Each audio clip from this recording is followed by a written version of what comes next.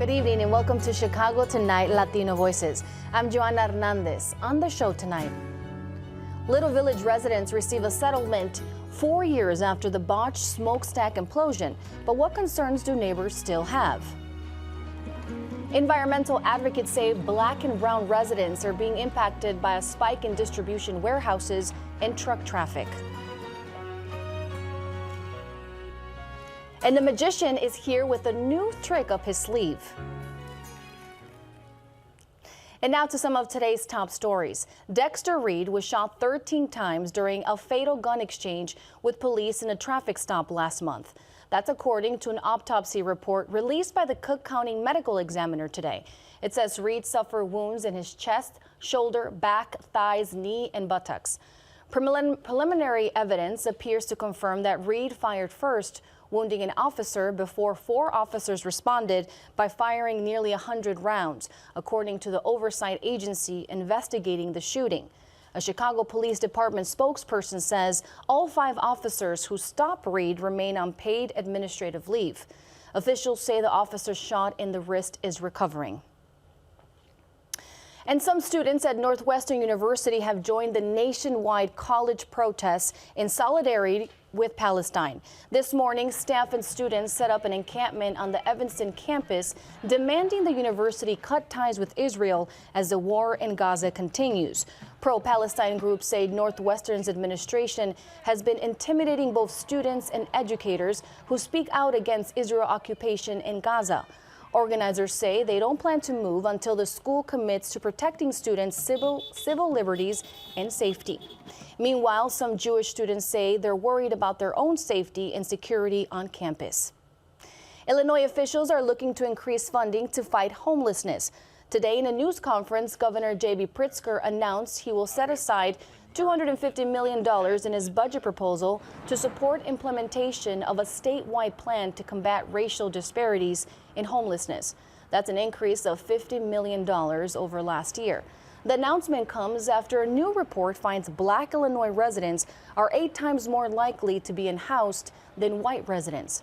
Those funds include $35 million in rental assistance, $2 million in legal aid assistance for those in eviction court, and $13 million on reducing racial disparities. And the countdown begins. The Chicago Bears are about to be on the clock. Day 1 of the NFL draft in Detroit is set to kick off tonight, beginning at 7 o'clock. The Bears have 2 first-round draft picks this year, including the #1 overall pick. They are widely expecting to select college quarterback Caleb Williams. The team traded away quarterback Justin Fields last month. The draft continues Friday and wraps up on Sunday. And keep an eye out for butterflies this spring and summer. 6-foot-tall butterflies to be exact. The Peabody Notabert Nature Museum is installing 29 butterfly sculptures in city parks and along the Magnificent Mile. Local artists and community groups designed the sculptures. They're part of the museum's new initiative, Flight of the Butterflies. Butterflies represent freedom and the natural world we are all a part of. They also represent a vital and critical part of the Nature Museum's far-reaching conservation work. The first wave of sculptures opened today at the Nature Museum. Their migration to the Mag Mile and city parks will happen in May and July, so keep an eye out. Up next, compensation for a demolition gone wrong. That's right after this. Chicago Tonight, Latino Voices, is made possible in part by the support of these donors.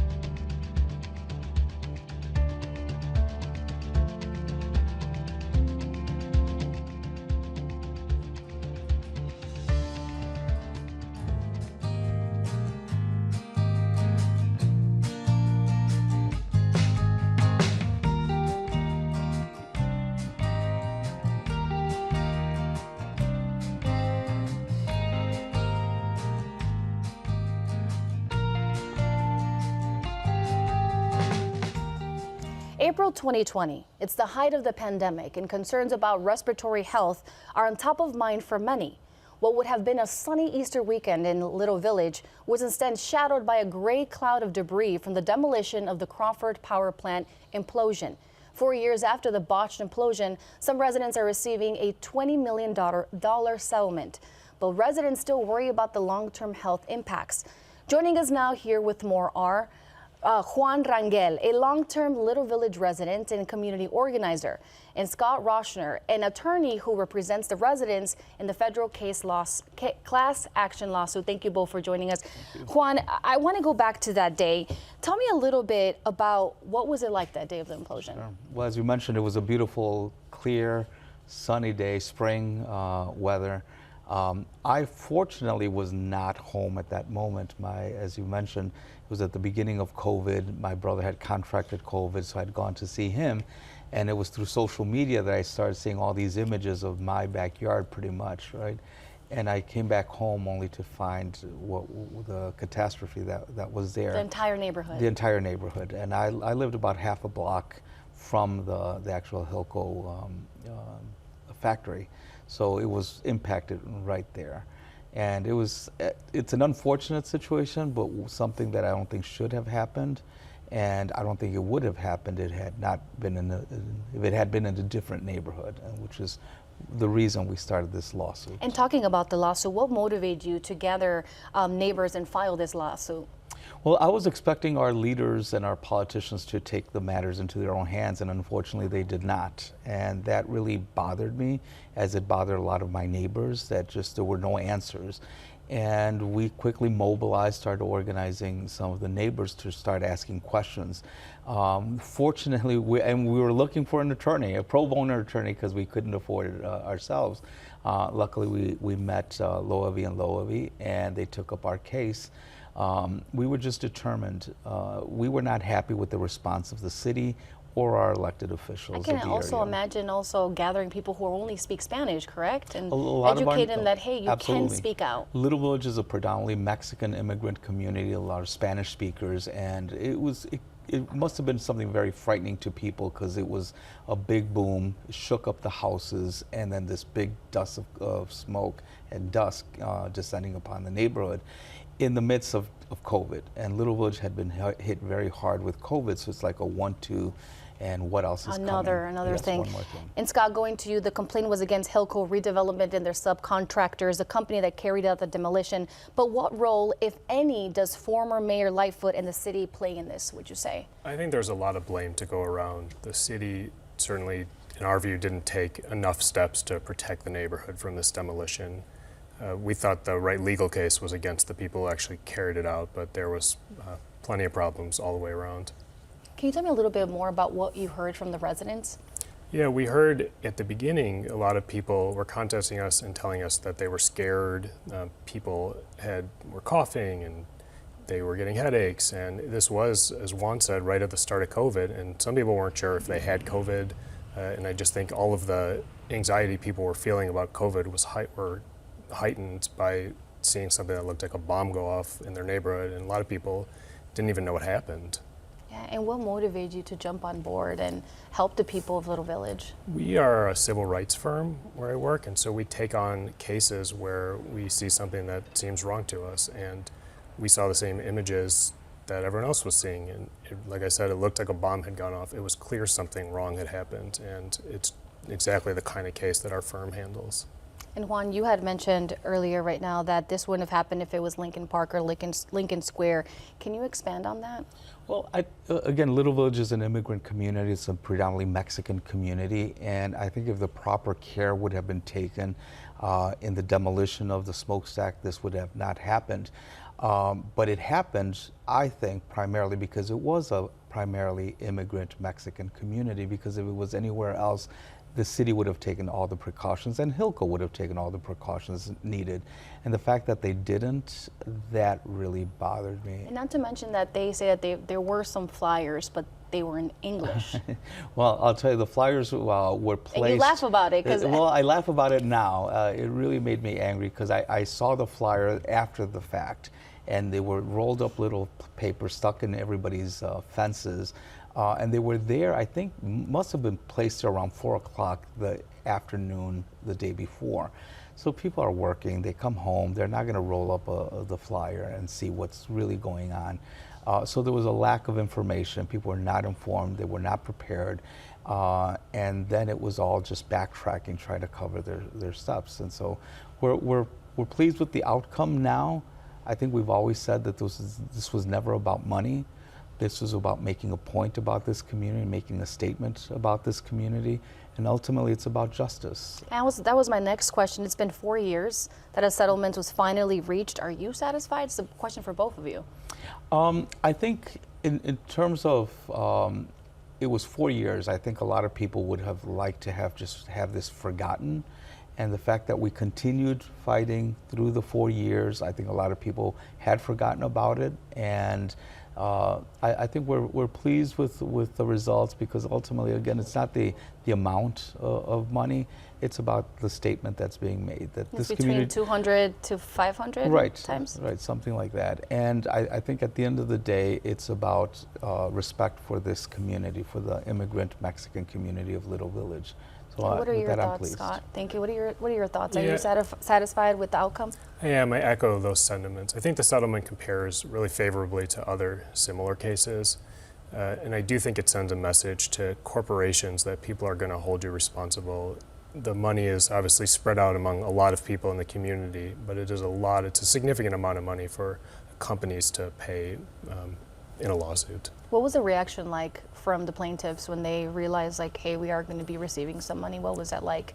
It was really positive. We got a very positive reaction. There's a process in class actions that let people who are part of the class go to court and object and say if they have any problems. Nobody did that here, and people in general were very positive about the outcome. And we want to make note that environmental dangers are particularly rife in Black and Latino neighborhoods in Chicago. A 2023 report from The Guardian found that Chicago's South and West Sides ranked third in a list of 10 worst places to live in for the U.S. for air pollution. Now, Juan, this is an issue that you grew up with in your neighborhood. I mean, when you hear that it's at the top of what people have to deal with and different types of sicknesses, how does that make you feel? Well, again, having grown up in that community, and it's an primarily industrial area, right? I think more the reasons why corporations are to take extra precaution when they're doing a demolition like this one. This was a major building in our community. It's something we saw every single day when we drive by on Pulaski Avenue. They just need to be responsible companies in our communities. Now we see the target there. Pardon? Now we see Now the there's a targets there. Are target. we seeing issues with the trucks, would you say, or? There's more truck traffic, and I will tell you, I think that having had the Hilco building there, the Crawford building for many years abandoned as an eyesore, I think what's there today is much better than what was there before. But again, focusing on the demolition, I just think that they should have been much more careful. The way they did it. Absolutely. And Scott, going to you, do you foresee any more legal issues coming up later as a result of the implosion? I don't. The class action the settlement really resolves all of the claims relating to the implosion, which is what we filed the lawsuit on behalf of Juan and the other community members. But you really would say this was a win for the community? I think it really was, yeah. Well, thank you both for your input. Thank you. Thank you. Up next, a new push to monitor truck traffic from mega warehouses.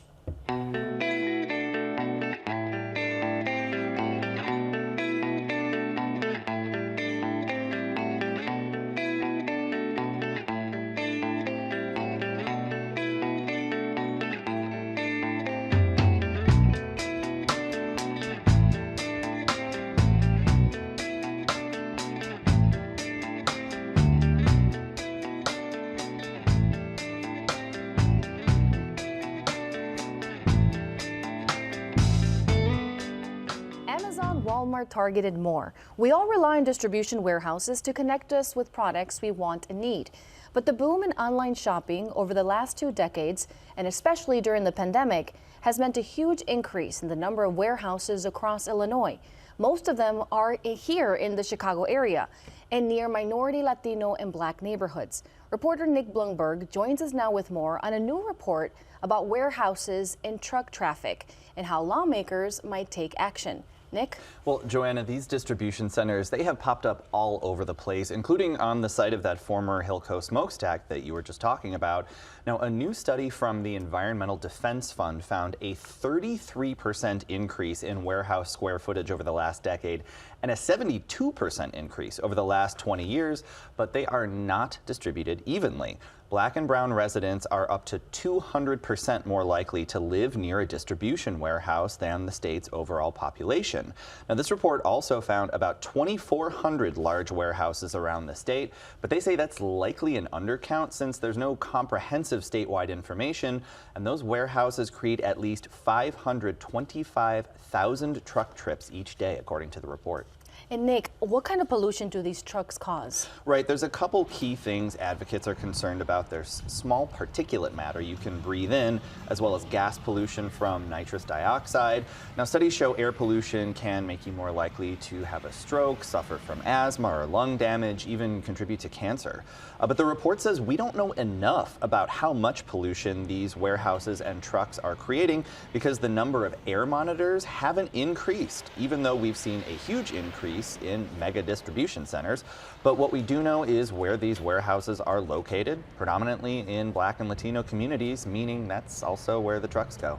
Of course, and do we know who's using these warehouses? Not necessarily. One of the other things the report points out is that many of these warehouses are being leased. So we might know who owns the property, but we don't necessarily know who's using the property to distribute their products. And are there residents and officials pushing for reforms? Yeah, absolutely. Between, the huge increase in pollution and the questions around who's using these facilities, some state lawmakers say it's time for tougher monitoring just because of the huge impact on people's day-to-day quality of life, including many of the people who work at the warehouses, we should add. Now, state legislators are currently discussing a plan to make the Illinois Environmental Protection Agency count the number of trucks at these warehouses, install emissions monitors, and publish data about them, including information on who's using the warehouses. One advocate said factories that contribute to air pollution get permits, so should warehouses. Now, the proposal, as you can imagine, has already gotten pushback from groups like the Chicagoland Chamber of Commerce, the Illinois Construction Industry Committee, the Illinois Manufacturers Association, the Illinois Road and Transportation Builders Association. One of the sponsors says he'd like to have a meeting to sit down with the opponents soon, discuss their concerns, and lawmakers are hoping to have a hearing on this issue in early May. Well, thank you, Nick, for that in-depth report. Thank you. And you can read Nick's full story on our website. It's all at WTTW.com/news. We're back with more right after this.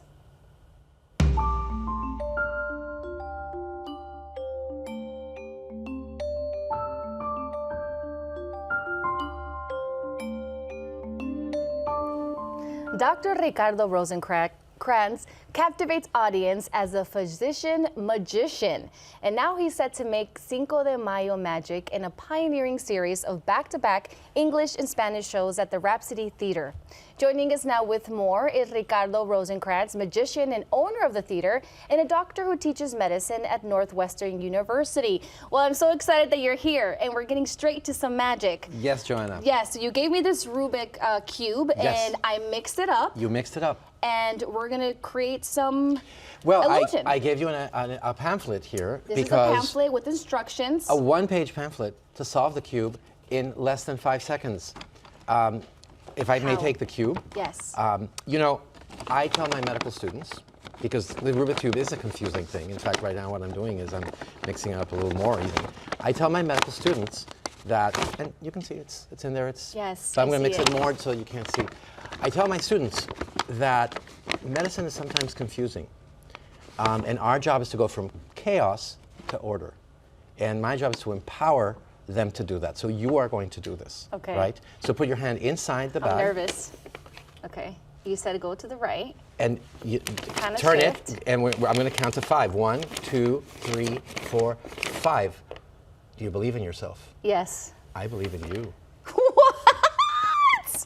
No way, this is insane. You guys, do you see this? This is Yeah. insane. Wow, I love that. She solved the cube. I did it. She solved the cube. This could take people months, sometimes years. Years.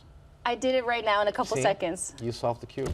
I love that. So let's get into your acts. You're about to perform a pioneering series of back-to-back shows in Spanish and English during Cinco de Mayo weekend. Yes. What made you come up with this idea? Well, I have this show, Physician Magician, which I have been doing. I change it here and there. This last version has new things, but I've been doing a show in English for a long time. I'm originally from Mexico. I speak Spanish, and I get audience members that come and say, "Oh, I wish you'd do the show in Spanish because My mother would like to see it. And really, we have wonderful theater in Chicago. We have great shows that, in fact, are translated into Spanish. But people should see a show in their own language, as if they had walked into a theater in Mexico City.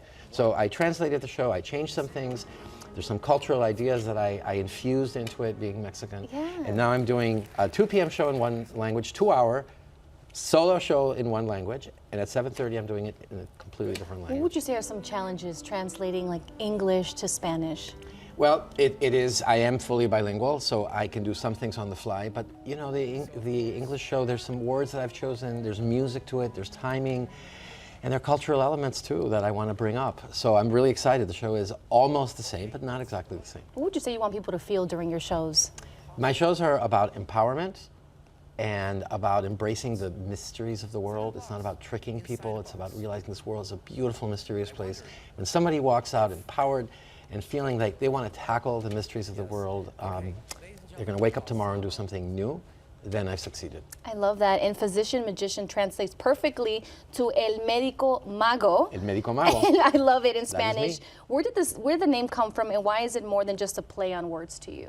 It's very funny. It came from Yo-Yo Ma. Oh, okay. Actually, I had a chance to perform for him at the Chicago Symphony, and then the second time that I was performing for him a few months later, he said, "Wait a minute, I know you. You are the doctor who's a magician. You're the physician magician." I loved it. I thought it was great, but now it is also part of a philosophy that I teach medical students, which is, even though I'm the physician magician in this sense, I think we all need a physician magician. And what that means in that particular order is a doctor who is excellent at the science of medicine, and at evidence-based medicine, and gives patients the best chance at healing from science, but then helps them with that other part that is equally important, which is empowerment and empathy and being able to give them hope so that, you know, they can go through this real big, Hard complicated times. thing that, yeah, and Come out navigating the feeling healthcare good. system, which is so difficult these days. And I know you have another illusion for us, an I have exclusive one. I have one more thing to do for you, yes. It is something that I'm very excited about. It's a piece of magic I found in an auction. Nobody knew what it did. I consulted some of my great friends in magic, including Teller. Nobody knew. It came to me, and it's very meaningful, right? Because there's this little guy here who has a hole going through it that corresponds to one in this, what looks like a sort of a prison. And, you know, there are days when we wake up and we feel trapped, right? Yes.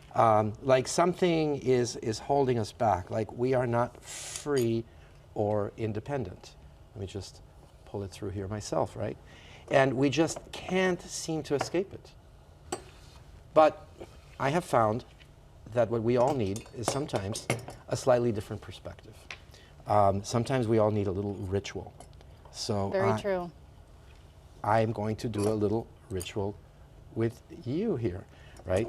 So let me get this guy over I here. love this guy. And I'm going to push this in through. Let me see if it's there. Great. Joanna, Pull it out? pull out the ribbon Just pull halfway out. through, yeah, so that I have the other half. Great, great, great, great. Put your hand on his hand. And think of something that makes you feel trapped. A small thing Okay. that you'd like to be untrapped of. And tell yourself, I will be untrapped. I will be untrapped. And now grab his head Grab his head. and pull him out.